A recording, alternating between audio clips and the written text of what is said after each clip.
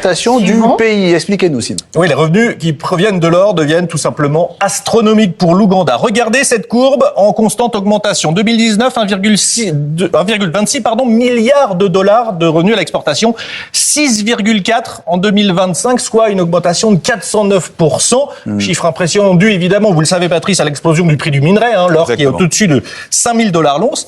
Et surtout, pour l'Ouganda, ça représente 47% des revenus d'exportation. C'est loin, loin devant le café ou le cacao, qui était très élevé jusqu'alors. Alors, l'Ouganda est-il devenu un producteur massif d'or ? C'est la question. Pas vraiment. Ouais, de façon assez surprenante, on va le voir lors d'un récent forum économique, eh bien, le gouverneur adjoint de la Banque centrale l'avoue. Il se peut qu'il ne soit pas à nous, cet or. Alors, à qui est-il ? Eh bien, l'Ouganda, qui n'a pas développé des dizaines de mines sur son territoire en quelques années, il profite tout simplement du trafic dans les pays voisins. Comme les pays voisins, comme la République démocratique du Congo. Absolument. En effet, regardez la réaction du ministre de l'économie de la RDC quand il a lu les propos du banquier ougandais. Question ironique, entre guillemets. À qui est cet or ?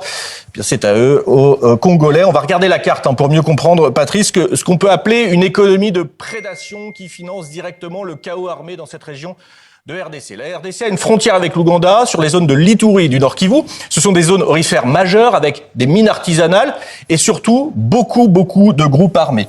Codeco, ADF, Zaïre, d'autres milices aussi, et puis les armées régulières, les FRDC et l'UPDF, qui est donc l'armée ougandaise chargée depuis 2021 de lutter contre les djihadistes de l'ADF, et l'UPDF qui est accusé d'ailleurs par l'ONU de soutenir le M23.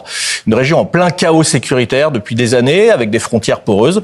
Eh bien, ce sont des conditions idéales pour les trafics et celui de l'or est en pleine expansion. Alors, on comprend bien, Simon, que la RDC n'en profite pas, mais le peuple ougandais non plus. Oui, absolument. L'État congolais, donc, qui est spolié par ce trafic illégal, trafic qui empêche l'État congolais d'avoir un revenu issu de l'or et donc qui pourrait être reversé en faveur de la population. Mais le peuple ougandais n'en profite pas non plus, parce que seulement 200 millions de dollars qui sont officiellement issus de l'or restent en Ouganda.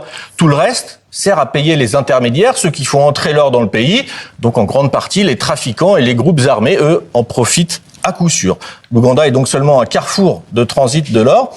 Et c'est bien le problème de l'Ouganda qui est aussi le problème de beaucoup de pays producteurs d'or en Afrique. Le précieux minerai, en fait, qui n'est pas transformé sur place, donc pas valorisé. Il s'enfuit toujours.